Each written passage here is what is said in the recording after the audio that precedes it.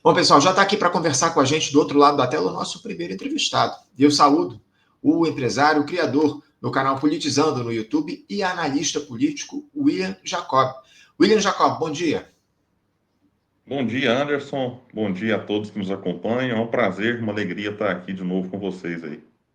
Prazer sempre nosso, viu, William, te receber aqui no Faixa Livre. Já há bastante tempo que a gente não conversava. Quero agradecer a tua presença para fazer esse papo aqui sobre política, essencialmente política nacional, viu, William? Porque a situação não anda nada fácil no nosso país em meio a essa gestão de grande aliança do presidente Lula, que avança aí para quase 3 anos de mandato, um governo que tem uma série de contradições colocadas e que ele tem de enfrentar por conta, obviamente, das escolhas que foram feitas pela governabilidade. Eu tenho falado isso aqui constantemente, essa dificuldade que há de se levar uma gestão de ampla aliança à frente. Para ganhar as eleições é uma coisa, para governar uma aliança amplíssima como essa que o Lula carrega é outra. Isso tem se apresentado no dia a dia lá em Brasília. O governo enfrentando problemas, especialmente em relação ao Congresso Nacional, a oposição em maioria no Congresso, uma extrema-direita ainda muito ativa, mas que acaba tropeçando nos seus próprios erros, o que dá um fôlego a mais, digamos assim,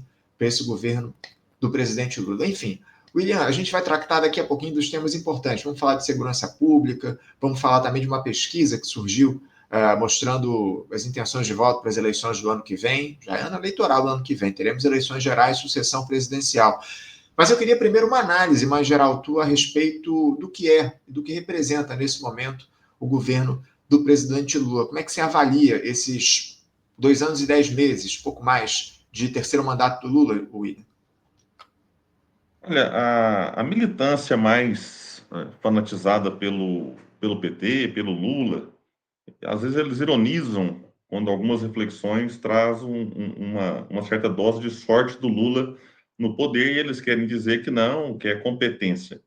Mas o Lula acabou dando uma certa sorte nesse ano, e algo que é ruim para o Brasil, que é o fato do Eduardo Bolsonaro ter decidido abertamente cometer uma série de crimes, estando nos Estados Unidos, contra a nossa soberania, contra o nosso país. E esse movimento do Eduardo acabou beneficiando a popularidade do presidente Lula, e isso é ruim por um lado, porque dá uma maquiada.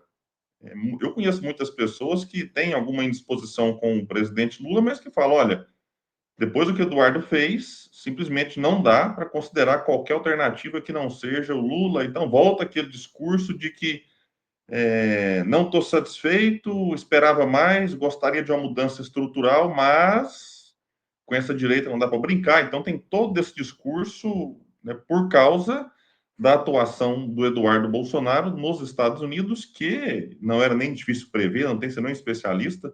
Essa atuação dele acabou favorecendo a popularidade do presidente. Então, quando você olha para o número, fala: nossa, que beleza, a direita, inclusive, já mudou. Depois desse episódio lá no Rio de Janeiro, a popularidade do Lula já deu uma caída e a direita voltou a melhorar um pouco. Porque dá uma maquiada. Então, esperava-se que talvez, com a popularidade em queda nesse ano como ela vinha, o governo acordasse, despertasse para algumas pautas, algumas questões, que de fato pudessem trazer melhora significativa, mudança estrutural, mesmo que fosse para um interesse eleitoral no ano que vem. Mas não, aí essa melhora basicamente foi, acredito, muito por conta da atuação do Eduardo Bolsonaro, da própria direita como um todo, e aí dá uma acomodada no governo em relação a algumas pautas, né, necessárias e urgentes. Mas eu acho que se encaminha para uma eleição em que Lula é o grande favorito, por mais que agora tenha perdido um pouco aí de um gás que ele vinha melhorando nas pesquisas, mas acredito que ele ainda é o grande favorito, e a direita totalmente, assim, bagunçada, também pela atuação tresloucada do Eduardo Bolsonaro nos Estados Unidos, e nesse caso a gente torce pela briga, né? A gente fica vendo aí briga dele com o Ratinho Júnior, e com Zema, com Caiado, então realmente está uma coisa bem estranha, e o Lula acaba se aproveitando. A gente diz que tem uma certa sorte, porque o que ele fez, né, para isso acontecer, assim, essa briga toda entre eles, o Eduardo ir para lá, não teve. Porque normalmente o Lula até faz algumas jogadas de dar ministério para esse, promete a vice para aquele, dá uma desunida, normalmente mais no campo da própria esquerda ou do centro, né? Mas nesse caso, não. A melhora que o Lula teve na popularidade, basicamente, foi por conta da atuação, né, equivocada aí da oposição. Uhum. Sem dúvida, a extrema-direita tropeçando nos seus próprios erros, como a gente tem citado, inclusive, aqui no programa, Eduardo Bolsonaro lá nos Estados Unidos brigando com todo mundo, atentando contra a soberania nacional, nesse caso envolvendo o Donald Trump. E o fato é que o Lula conseguiu esse diálogo com o Trump, ainda que, obviamente, a gente questione demais essa relação que se estabeleceu entre o Lula e o Trump, porque a gente sabe que o que está ali em jogo são os interesses nacionais. O Trump vai querer as nossas terras raras, vai querer uma série de benesses, mas, enfim, é o que a gente tem e vamos acompanhar como é que vai se dar essa negociação em torno do tarifácio. Agora, William, eu queria avançar num tema que você indiretamente citou na tua primeira resposta. A gente tem essa gestão de amplíssima aliança que está se beneficiando dos erros da extrema-direita. Agora, você considera que o governo Lula ele tem feito entregas condizentes àquelas de uma gestão de reconstrução nacional? Porque o Lula foi eleito lá em 2022 sob esse argumento: não, vamos construir uma grande aliança para, acima de tudo, remontar o país, enfim, desfazer o que tivemos ao longo dos últimos 4 anos, produzir uma reconstrução do Brasil. Você acredita, você considera que Lula tem feito as entregas à altura dessa reconstrução? Não, não considero, eu também nem considero que foi uma, como é que a gente diria assim, fugiu a palavra aqui agora, quando você promete algo e não cumpre. Eu nem considero que não teve isso, viu, Anderson? Eu acho que a eleição de 2022 ela foi muito nessa coisa do vamos reconstruir o que está destruído, mas muito frase feita. A gente criticava muito o Bolsonaro em 2018 porque foi eleito muito na base das frases também, né? Vamos acabar com o toma lá da cá, menos Brasília e mais Brasil. E aquelas coisas que a gente viu lá em 2018 e em 2022, não se teve debate em torno de proposta e projeto, né? A exceção do Ciro Gomes, né, que aí teve os seus erros na campanha, teve, mas era um candidato que estava ali tentando propor algo, mas foi atropelado por tudo que aconteceu naquelas eleições. E o Lula veio nessa de salvar a democracia, vamos livrar o Brasil do fascismo, mas com pouco conteúdo programático. Então, foi uma vitória em que muita gente tapou o nariz e foi com ele para se livrar logo do Bolsonaro. E aí isso dá até a ele uma certa tranquilidade para governar, porque, né, não dá para se cobrar muita coisa. Uma promessa de campanha dele é da isenção do imposto de renda para quem ganha até 5 mil. A promessa era de que seria o primeiro ato de governo dele, lá ainda em janeiro de 2023. E vai ser aplicado agora, né, em 2026. Então, com algum atraso, né, antes assim do que nunca, mas era muito assim, picanha e cerveja, essas frases, né, que de fato não trazem assim, um compromisso de mudança. Então, eu não tinha muita expectativa. A palavra me veio aqui, não dá nem para dizer que eu me frustrei. Eu acho que era isso aí mesmo. E as alianças, essa coisa de tentar se aliar com o Centrão, de dividir o espaço do poder, isso até que faz parte. Essa até não é minha principal crítica em relação ao governo. Porque quando você divide o poder e abre espaço para o centro, chamado aqui Centrão, para que o centro, o Centrão, venha em apoio, em socorro a um projeto nacional que vai ajudar o nosso país a se desenvolver, a reduzir a desigualdade social, e não reduzir a desigualdade social de forma pontual, com auxílio aqui, auxílio ali, que é importantíssimo, mas de uma forma estrutural, aí o Centrão é muito bem-vindo. Agora, quando vem simplesmente só para ter a tal da governabilidade, em que o próprio governo comemorou a aprovação lá atrás, vamos ter que voltar nisso, porque isso aí, né, explica uma série de dificuldades do próprio governo. A aprovação do arcabouço fiscal, o arcabouço fiscal, se fosse o mesmo, igualzinho, proposto pelo Bolsonaro, a esquerda que comemorou isso estaria criticando o Bolsonaro, mas como era o governo Lula, nossa, que maravilha, mas é o que deu. Aí vem aquele discurso raso, né, de quem já está rendido desde o primeiro momento. Então, assim, realmente é algo, né, não diria, repito, que eu estou frustrado, eu acho que é isso aí mesmo. E o grande desafio nosso é fazer uma proposta, fazer um debate propositivo. E não simplesmente agora está aí de novo, 2026, e já estou vendo esse discurso, como eu disse agora antes, na primeira parte, intervenção minha, essa coisa do não, a gente não pode deixar o bolsonarismo voltar, e vem essa discussão mais na base do medo, tentando captar o voto pela emoção, né, e não simplesmente por propostas e projetos, e eu tenho receio também de que uma hora ou outra surja algum oportunista, alguém novo, a novidade, encante as pessoas. O exemplo Milei na Argentina está aí, não está distante. Então, todo cuidado é pouco. Sem dúvida alguma. E justamente nesse sentido, William, você citou que o Lula também se elegeu sob esse argumento de derrotar a extrema-direita, evitar o avanço do fascismo no país. Você considera que essa gestão de ampla aliança com a direita neoliberal entranhada no governo e, na minha avaliação, ditando os rumos dessa gestão, esse governo tem sabido fazer o enfrentamento à extrema-direita com efetividade, com a força necessária, enfim. Como é que você vê essa disputa, esse enfrentamento feito pelo governo, algo que era colocado como uma das prioridades do governo Lula, isolar a extrema-direita? Isso tem sido feito com efetividade pela gestão? Nem em termos práticos e nem retóricos. Porque o Lula de antigamente, ele tinha uma habilidade inegável que era a fala, a capacidade dele de mobilizar as pessoas. E entra a questão, acredito aqui, da idade, a pessoa vai ficando cansada, e aí começa a falar bobagem. Então, assim, se tem uma mudança, como é que se combate a extrema-direita? Opa, mostrando para as pessoas que existe um governo, não só preocupado, que também é retórico, não enche barriga, mas que faça algo que ajude a transformar a vida das pessoas, não simplesmente faça ali um paliativo. Então, o combate efetivo é isso. Não existiria extrema-direita no mundo não fosse o neoliberalismo. A extrema-direita basicamente surfa na insatisfação do povo com as práticas neoliberais de quem está no poder. Então, a melhor forma de combater a extrema-direita é você sufocar de vez o neoliberalismo e ter um Estado atuante, né, e que, de fato, induza o desenvolvimento da nação, gerando renda, emprego de qualidade, enfim, algo que não é só no Brasil também, que o pessoal fala assim, mas a extrema-direita está no mundo. Pois é, porque isso é um problema mundial do neoliberalismo entranhado aí, né, nos países e governos. Então, nós temos na parte prática uma falha nesse enfrentamento à extrema-direita no Brasil, e também na retórica. A gente vai falar daqui a pouco a questão da segurança pública, mas o próprio Lula, né, depois teve que se desculpar lá em relação à fala do reconhecer o erro do traficante, a vítima do usuário.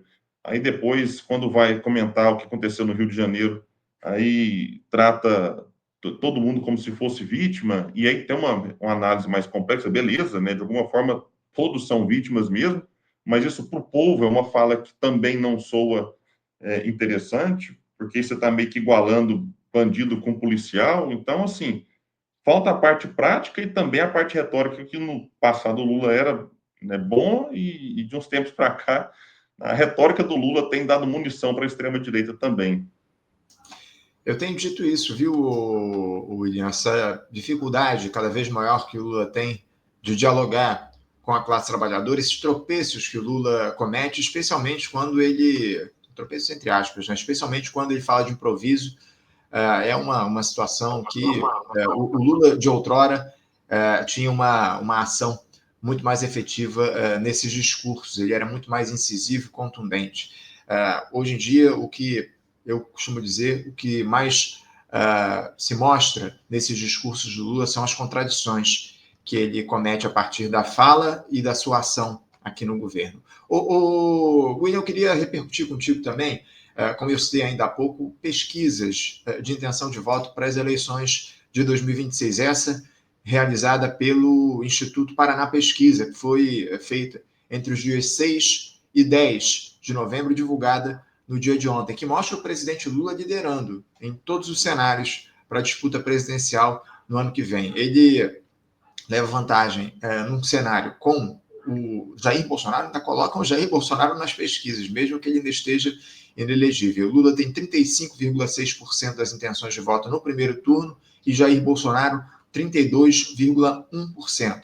Aí aparece o Ciro Gomes depois com 8,2%, o Ratinho Júnior 6,9%, Ronaldo Caiado, Romeu Zema, enfim. No cenário 2, sem o Jair Bolsonaro e com o Flávio Bolsonaro, o Lula lidera com 36,3%, Flávio Bolsonaro, 19,7% aparece em segundo, depois Ratinho Júnior com 10,5 pontos percentuais, Ciro Gomes, 9,9%, Ronaldo Caiado, 5,2%, e assim segue. No cenário 3, o Lula vence a Michele Bolsonaro no primeiro turno, com 36%, e a Michele Bolsonaro, 26%.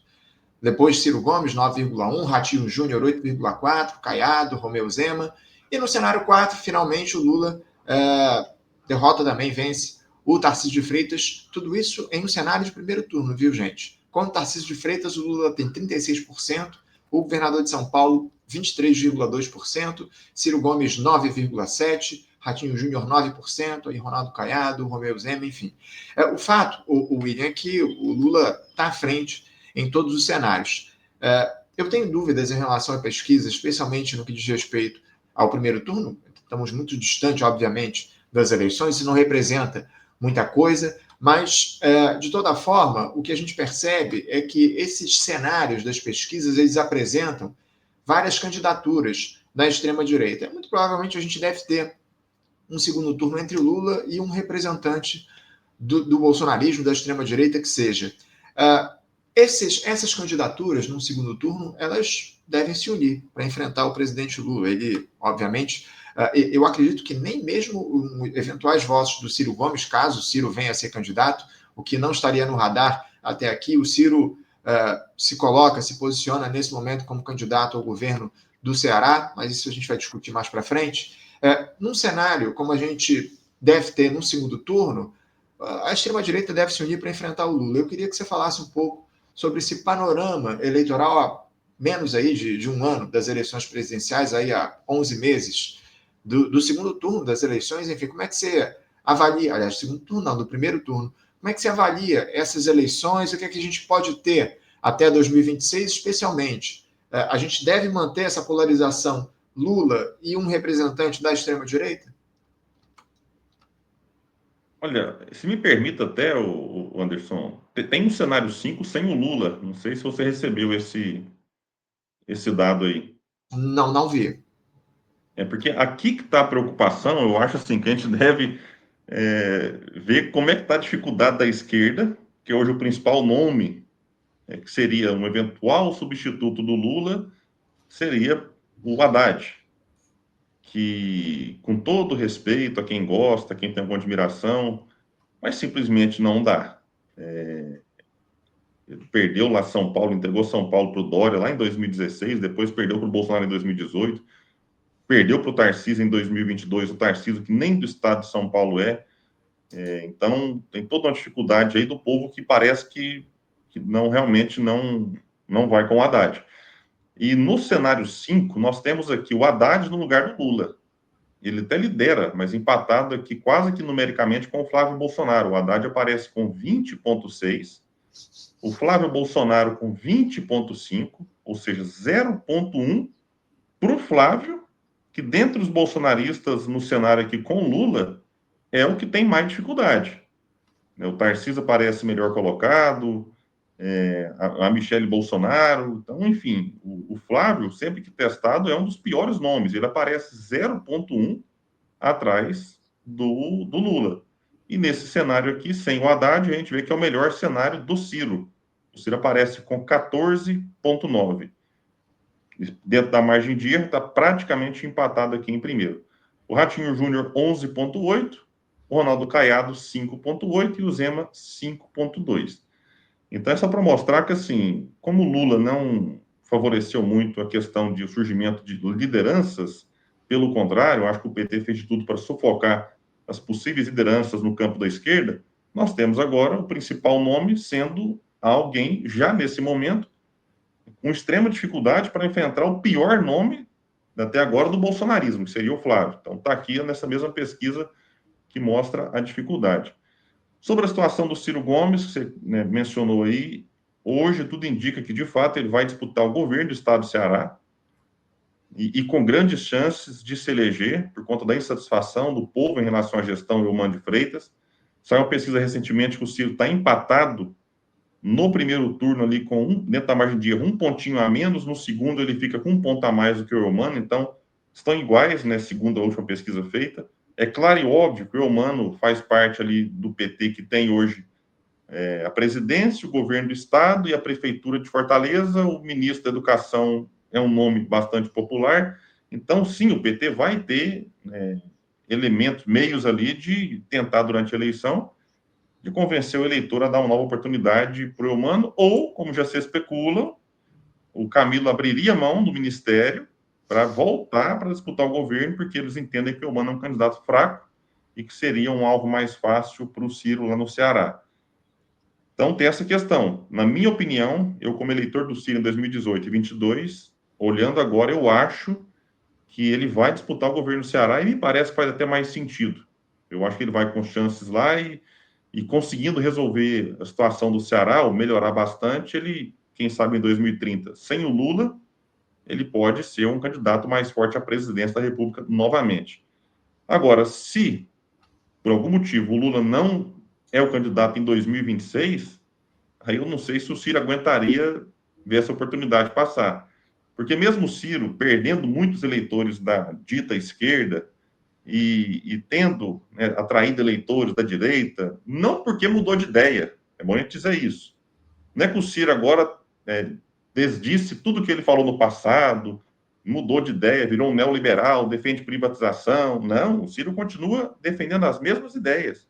Mas é que o fato dele criticar e decidir enfrentar o PT, isso fez com que ele atraísse eleitores de direita, centro-direita e até bolsonaristas. Vem o Ciro com alguma admiração. Repito, mantendo as mesmas ideias de antes. Eu acompanho o Ciro há muitos anos.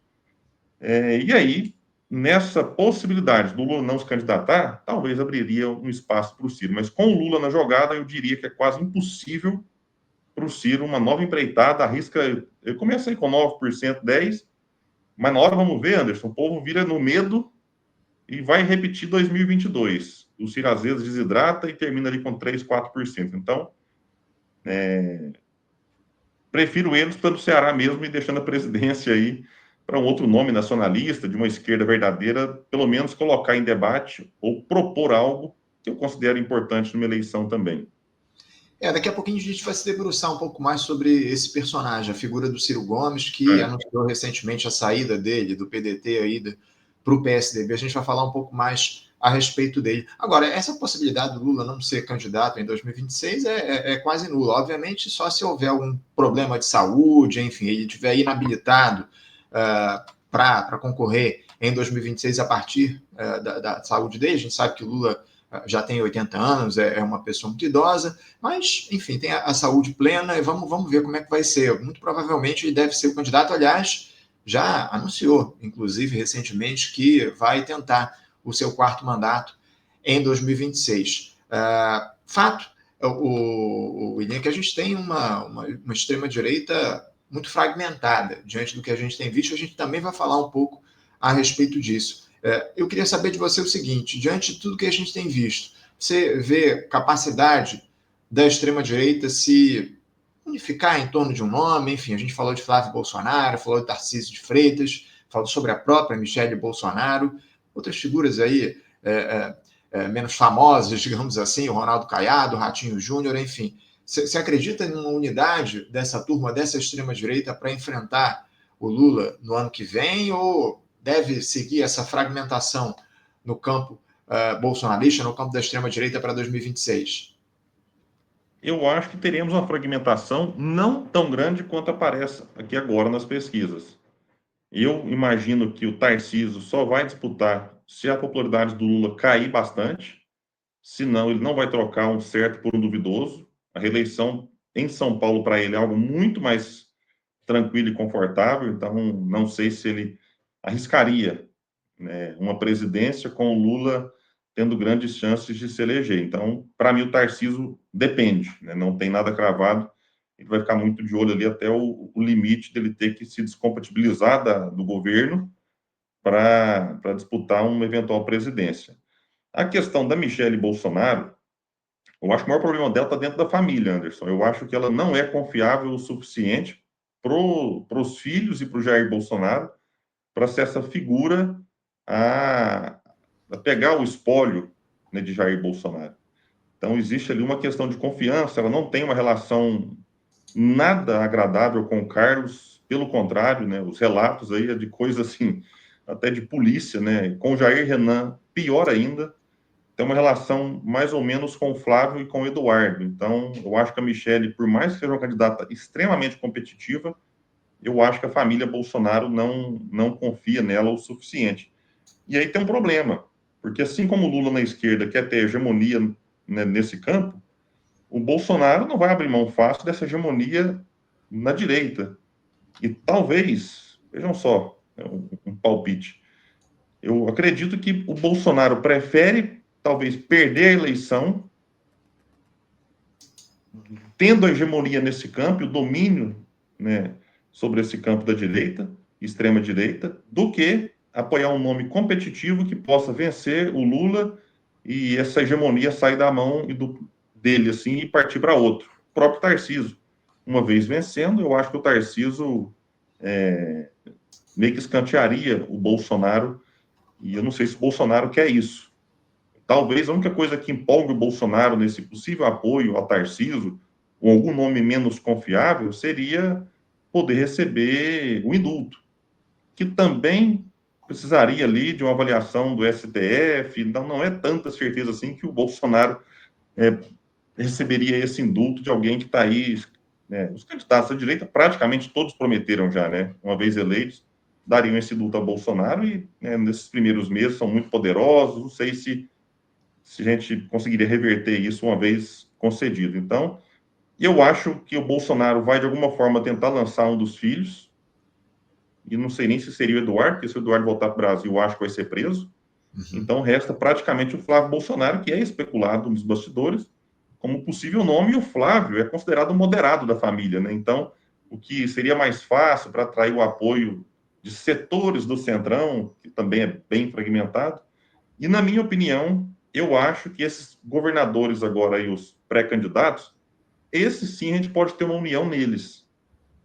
Eu acho que ali vai afunilar e Ratinho Júnior, Zema, Caiado, deve sair desses aí um candidato apenas, tentando construir a tal da terceira via, né, um desses nomes aí, o outro vai abrir mão para virar vice ou candidato ao Senado. Então, eu acho que esse tanto de governador não vai sair candidato, não. Eu acho que deve ser um deles, e o Ratinho Júnior vem se despontando como um nome bem competitivo nas pesquisas. Uhum. Há quem diga que o projeto da extrema-direita é 2030, que 2026, diante desse ataque que está acontecendo, da institucionalidade contra essa turma, especialmente do Supremo Tribunal Federal, não há muita esperança de que 2026 seja o projeto para a extrema-direita. Muita gente diz que o foco deve ser a ocupação de cargos no Congresso Nacional. Inclusive, a gente tem aqui um comentário de um espectador nosso e eu queria uma análise tua a respeito disso, viu, William? O Alvin diz aqui o seguinte: um perigo grande é o Congresso ficar mais extrema-direita e destruir o Supremo Tribunal Federal e o futuro governo.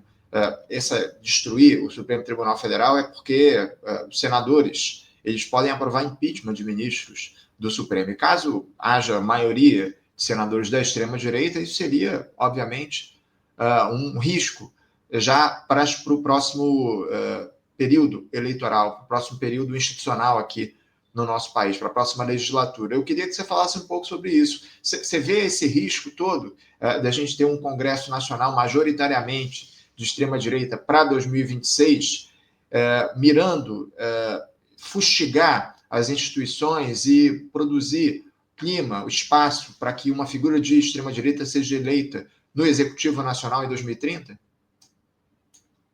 Eu acho que a extrema-direita vai ampliar o número de deputados e senadores para 2026. Isso, para mim, está dado. Eu acho que no Senado a bancada de direita vai ser muito, mas muito ampla mesmo, assim. Eles têm se movimentado nesse sentido. Mas em relação ao STF, aí, Alvin, eu não sei se eles vão conseguir. Porque vamos imaginar assim, é igual agora, não se fala mais em impeachment do Moraes, como se falava antes. Tem lá uma Malafaia que vive falando uma coisa ou outra, porque uma vez o impeachment do Moraes saindo agora, quem que vai indicar o sucessor, o novo ministro? Lula. Então, assim, se o Lula for reeleito agora em 2026, eles vão partir para cima para ter impeachment de ministro do STF? Sinceramente, não sei. Agora, se eles vencem a presidência e com a maioria na Câmara, principalmente no Senado, aí sim, eu acho que eles iriam partir para cima para impeachment de Moraes, Flávio Dino, Barroso. Aí poderia, sim, ser uma coisa bem mais complicada. E para 2030, aí sim, Anderson, me parece que faz muito sentido essa situação deles mirar lá. Eu nem acredito que com Bolsonaro, eu acho que o Bolsonaro, não sei se ele tem saúde o suficiente para chegar em 2030 com condições.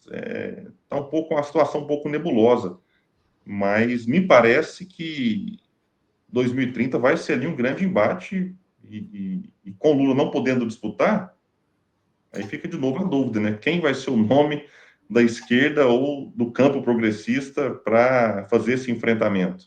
Hoje a situação é bem complicada. Eu não consigo ter muito otimismo, não, viu?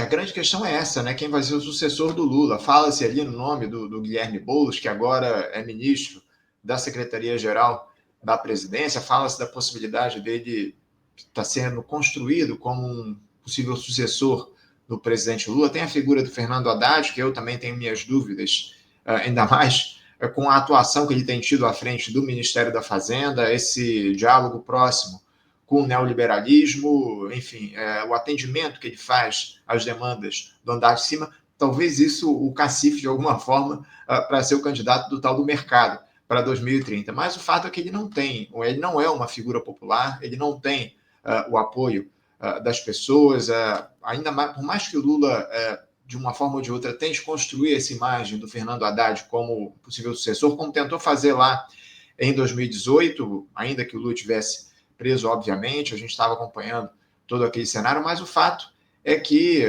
o Haddad, eu não vejo ele, nesse momento, como uma alternativa diante disso tudo que está colocado. Agora, eu queria já avançar, o William, para a gente passar a falar desse tema que tomou conta do noticiário ao longo dos últimos dias, esse PL antifacção, que foi enviado pelo governo federal lá para o Congresso Nacional diante desse massacre, dessa chacina que a gente teve aqui no Rio de Janeiro, toda a comoção em torno desses 121 assassinatos cometidos, boa parte deles pela polícia do Cláudio Castro aqui no Rio, 117 pessoas mortas, aliás, 121 mortos, 117 ditos suspeitos e 4 policiais, enfim.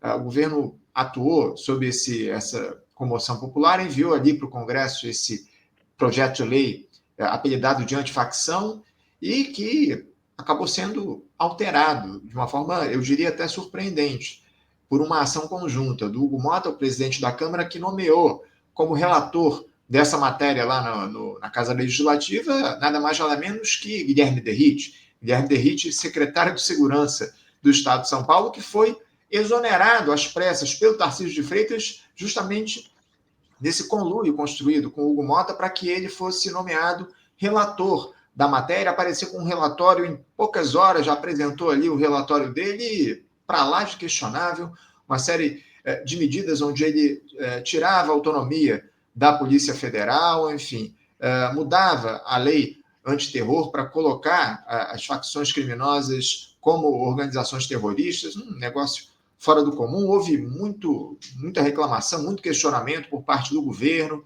também do Supremo Tribunal Federal, da sociedade civil, especialistas, enfim. Aliás, muita gente dizendo que esse texto do Guilherme Derrite era inconstitucional. O fato é que acabaram voltando atrás, tanto Derrite quanto o Hugo Mota. O Hugo Mota saiu ali em defesa da Polícia Federal. Não, o papel da Polícia Federal é inquestionável no Brasil, porque o texto também do Guilherme Derrite promovia mudanças ali, como eu citei, na autonomia da Polícia Federal, tirava poder da PF. Fato é que o texto foi mudado ontem à noite e ele deve ser votado no dia de hoje.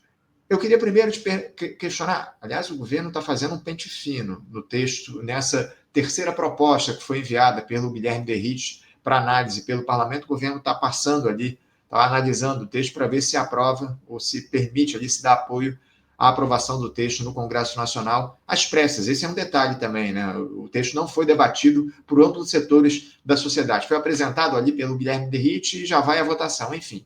O fato, William, é que essa extrema-direita tem atuado com força nesse sentido, de produzir essa ideia de que as organizações criminosas são facções terroristas.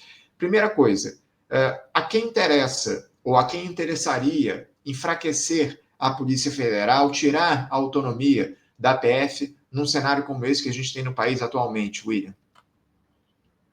Tirar a Polícia Federal disso interessa ao crime. É muito estranho a gente ficar na palavra assim, que não nos compromete juridicamente, isso beira o absurdo. E aí eu assisti a coletiva ontem do Hugo Mota junto com o Derrite, após ali o acordo para recuar em relação à questão da Polícia Federal e também sobre, né, ser considerado facção criminosa, grupo terrorista. E aí ele veio desconversar, querendo dizer que foi uma interpretação errada, acusando a esquerda de criar uma narrativa mentirosa. Não, senhor, eu assisti a entrevista dele no UOL, lá com Josias e a Família, não me falha a memória, entrevista de antes de ontem, ou há 2 dias, ele falando que a Polícia Federal não tem efetivo suficiente para fazer o combate e que é melhor as polícias nos estados, porque elas já conhecem ali o chefe, o líder.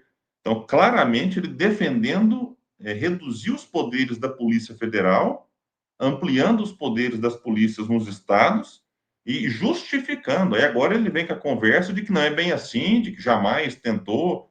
Então, foi uma tentativa, sim, de enfraquecer a atuação da Polícia Federal. Se você enfraquece a atuação dela, você favorece quem? A sua pergunta, né, ela é interessante no sentido de provocar. Você favorece, obviamente, o crime organizado. Então, isso por si só já nos deveria deixar com o pé atrás em relação à intenção do Derrite nessa história toda. E essa questão aí do comparar, de equiparar a facção criminosa com um grupo terrorista, aqui tem um ponto que a esquerda acaba caindo numa armadilha. Não sei se a minha internet está travando, ou se é a sua aí, o Anderson, mas tá normal? Olha, a minha voz está saindo ok, pessoal? Eu te ouço plenamente. A imagem está travada, mas eu te ouço Me fala plenamente. no chat, só para eu acompanhar aqui, para saber se é a minha ou se é a do Anderson que está dando uma... Você está me ouvindo? Você me ouve? Ah, É. então Você me vamos escuta? então. A Você me esquerda escuta? acaba caindo numa certa armadilha. Estou ouvindo bem, estou ouvindo. Vamos lá. Escuto, escuto. Então, assim, em relação à questão de equiparar facção criminosa a grupo terrorista, a esquerda acaba caindo numa certa armadilha de quando a gente se posiciona contra essa equiparação, passa a sensação para a sociedade de que a gente está sendo a favor do crime organizado. É um absurdo. Porque você fala, não, vamos equiparar grupo terrorista para aumentar a punição. Não, dá para aumentar a punição para quem faz parte de facção criminosa, para quem está no crime organizado, sem como vai ser feito agora, como vai ser aprovado, sem necessariamente a gente ter que fazer essa equiparação com um grupo terrorista que traz consequências perigosas para o Brasil. Né? Se abre espaço para eventual intervenção estrangeira, porque é entendido que terrorismo é um problema global. Então, se você vai lá e classifica essas facções como terroristas, você está colocando em risco a nossa soberania nacional. E não adianta o Derrite vir com conversa, falar que ele entende e respeita. Isso é conversa fiada. Eu acho, no começo, eu cheguei na minha ingenuidade a pensar, não, mas não é possível que eles não estão ligados. Mas estão, eu acho que isso é para isso mesmo. Você tem o Eduardo Bolsonaro nos Estados Unidos agora, atuando para os Estados Unidos, intervém no nosso país.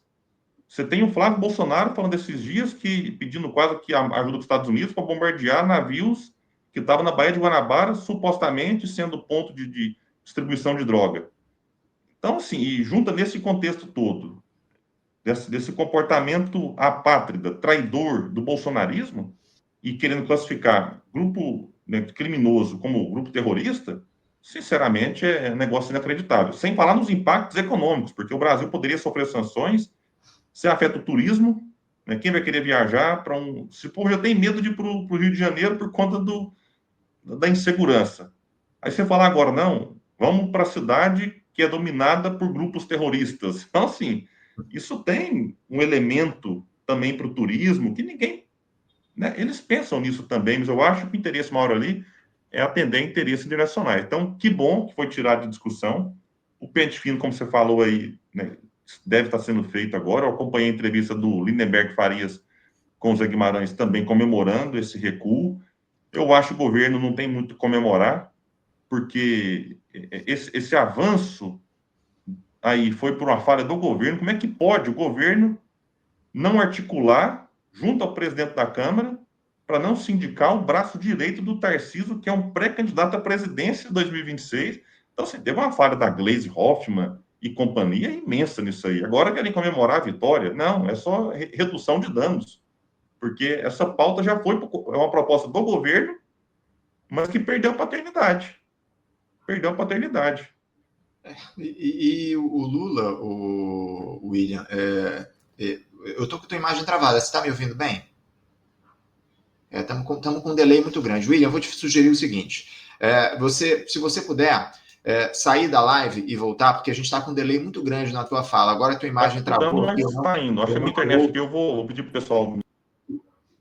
Isso, vamos tirar o William aqui da tela, vamos ver se ele refaz a conexão, ele sai da live e volta aqui para conversar com a gente no nosso programa, porque a gente está com muitas dificuldades aqui de fazer esse diálogo com ele por enquanto. Vamos ver se ele volta aqui. Estamos conversando com o William Jacob, falando um pouco sobre o cenário da política, vamos aprofundar essa discussão sobre segurança pública. Daqui a pouco vamos falar sobre Ciro Gomes, esse personagem que mudou de partido, enfim. Pessoal, aproveitando, ó, dá o seu like, deixa o seu like, sua curtida aqui na transmissão de hoje. Se inscreve no canal, você que ainda não está inscrito. Bem importante esse apoio que você nos dá. Manda também o teu comentário, o teu superchat aqui, sua pergunta, para a gente trazer para o papo com o William Jacob. Ó, ele até voltou aqui para conversar com a gente. William, você me escuta bem?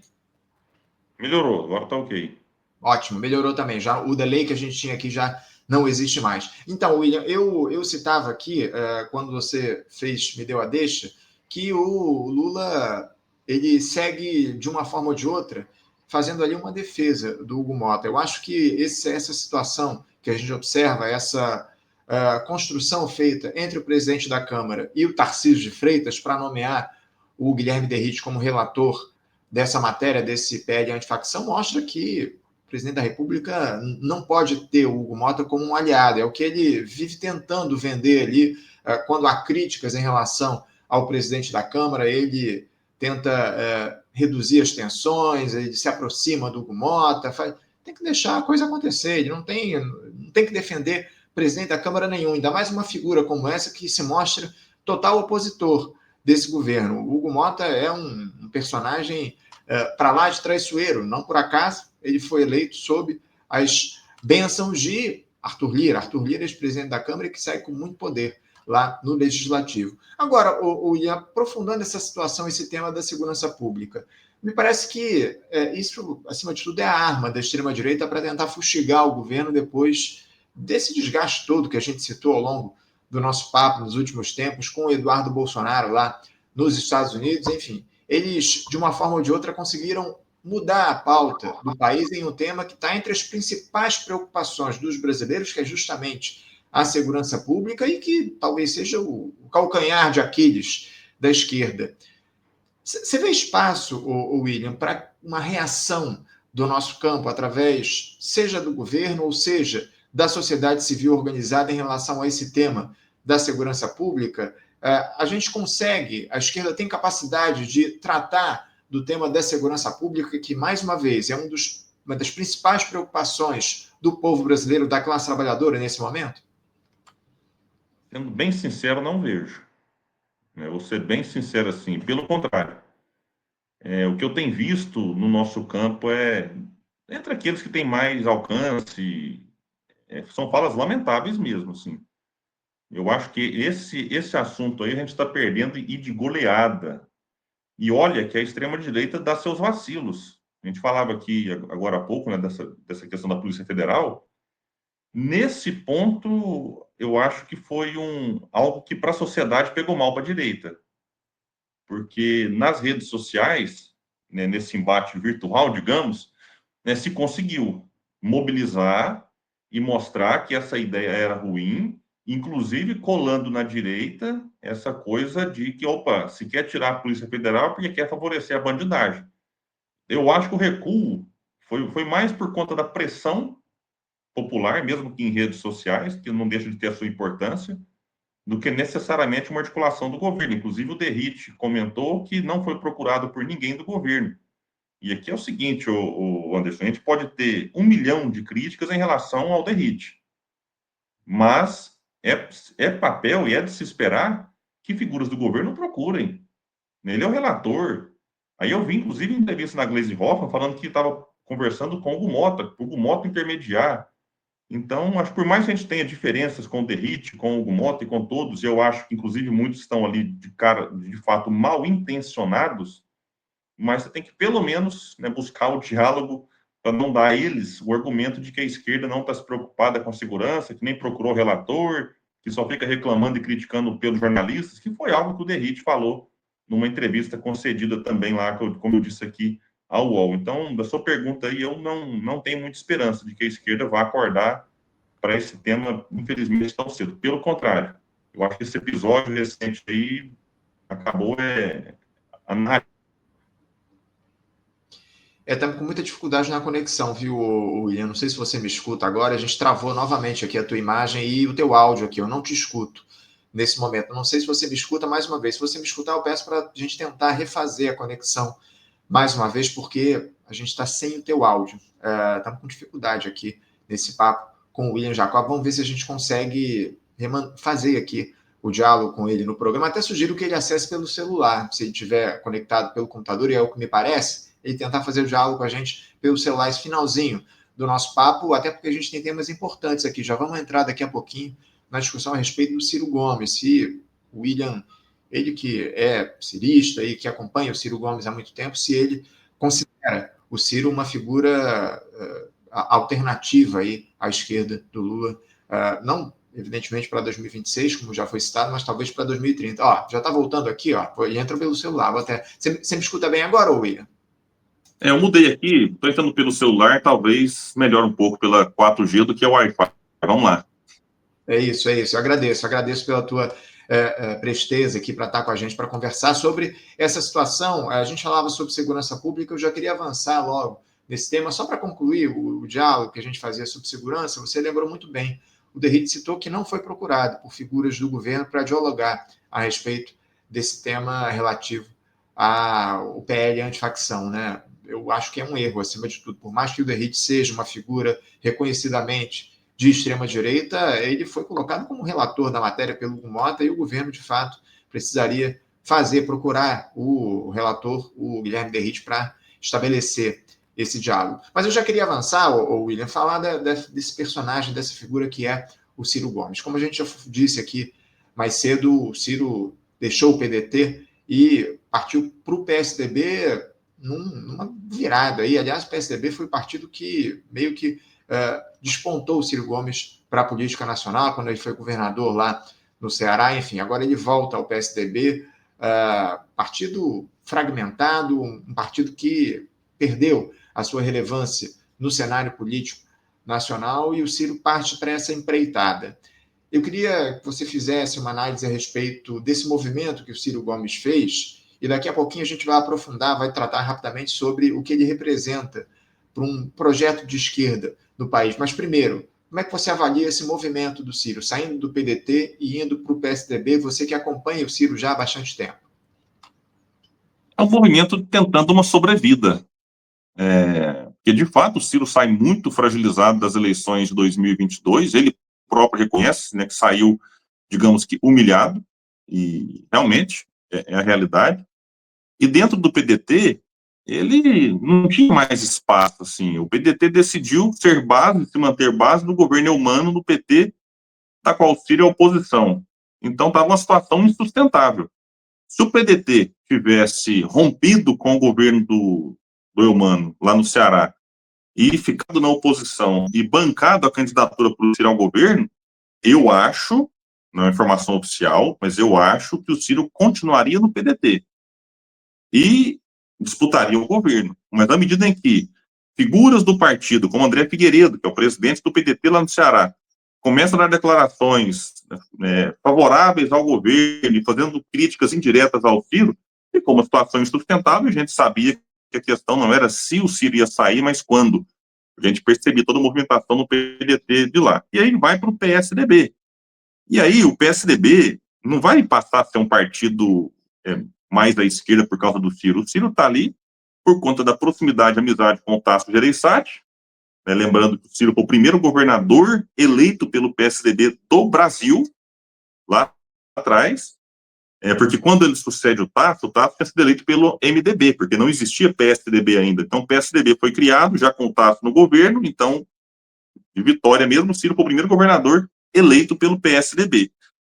Então, tem essa questão histórica, simbólica e amizade do Tasso que pesou na decisão, mas nada a ver com o Ciro compactuar com as ideias recentes do PSDB, de tripé macroeconômico, neoliberalismo. Não é isso. Ele é uma questão pontual, estratégica, regional, para disputar o governo do Estado e, na minha opinião, com grandes e boas chances de vencer. Agora, você perguntou sobre como é que fica para a esquerda, é isso? Essa parte eu não entendi bem. Não, então, William, eu queria te questionar a respeito do seguinte: com esse movimento que o Ciro faz, saindo do PDT, um partido de centro-esquerda, indo para o PSDB, um partido da direita neoliberal, isso está muito claro aqui para a gente, pelo menos ele rivalizou ali com o lulismo durante muitos anos, na gestão dessa lógica capitalista que está colocada aqui no nosso país. A grande verdade é essa. Mas é um partido reconhecidamente de direita, eu diria, dessa direita neoliberal. Você acredita que esse movimento que o Ciro faz, ainda que ele não venha a concorrer às eleições presidenciais já no ano que vem, eventualmente em 2030 seja candidato, você acha que o Ciro ele ainda se coloca, mesmo no PSDB, como uma alternativa à esquerda do governo Lula? Eu não me preocupo muito com a sigla, não. Concordo com você na sua avaliação, mas em relação ao PSDB, nenhuma discordância nesse sentido, mas a grande realidade, e eu diria com a realidade até ruim, é que o PSDB não é o partido da social-democracia, o PT não é o partido dos trabalhadores, o PDT não é um partido trabalhista, o PSB não é um partido socialista, o PCdoB não é um partido comunista. Então, assim, se for para você pegar as siglas, hoje em dia, meu amigo, infelizmente, elas não representam mais nem a nomenclatura que carregam.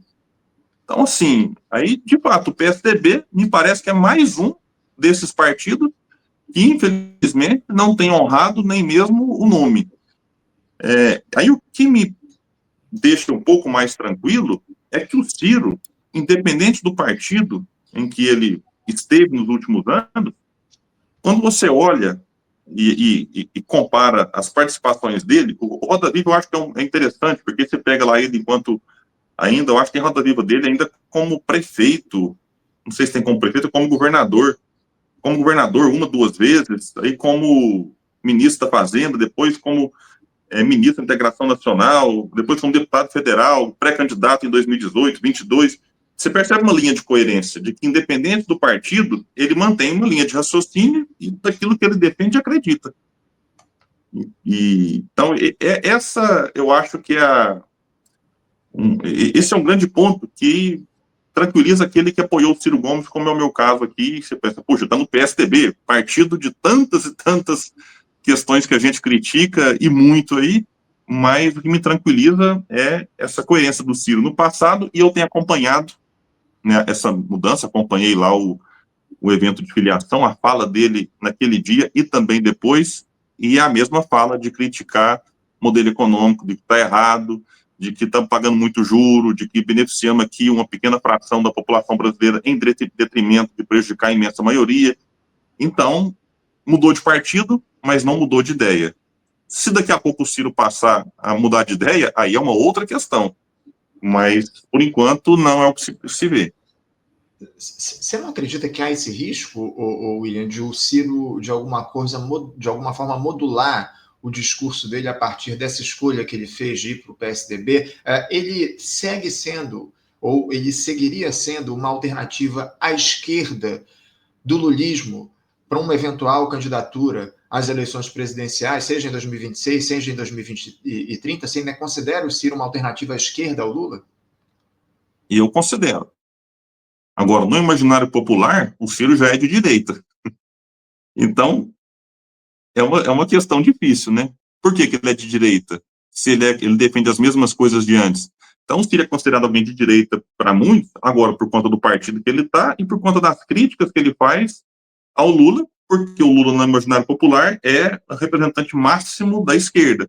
Então, isso é o que joga o Ciro, né, que eles chamam aí de linha auxiliar do bolsonarismo e tudo mais, né? Mas, em termos de ideias, em termos programáticos, eu considero o Ciro uma alternativa à esquerda do Lula. Vamos ver como é que as coisas vão se mover daqui para frente diante desse tabuleiro político muito conturbado que a gente tem. Eu tenho pleno acordo com você em relação às siglas, né? Os partidos hoje em dia eles não estão conectados com seus ideais de fundação, enfim, Partido dos Trabalhadores, o próprio PCdoB, enfim, o PSDB. Não há de fato uma relação entre o que eles defendem hoje e como eles surgiram. Os ideais estavam colocados, mas, enfim, é o cenário da política real que a gente tem aqui no nosso país, infelizmente. William, eu quero agradecer muito a tua presença aqui com a gente mais uma vez no Faixa Livre, viu? Obrigado por fazer esse papo aqui conosco, que a gente volte a conversar em breve sobre os temas da política nacional. Uma alegria ter a tua presença. Meu grande abraço e uma boa quarta-feira para você. Eu que agradeço, obrigado, um abraço a todo mundo aí e em breve voltaremos aí. Vou demorar muito dessa vez, não, viu? Valeu, William. Obrigado. Até a próxima. Abraço. Conversamos aqui com o William Jacob. William Jacob, que é analista político, também empresário, criador do canal Politizando no YouTube, enfim,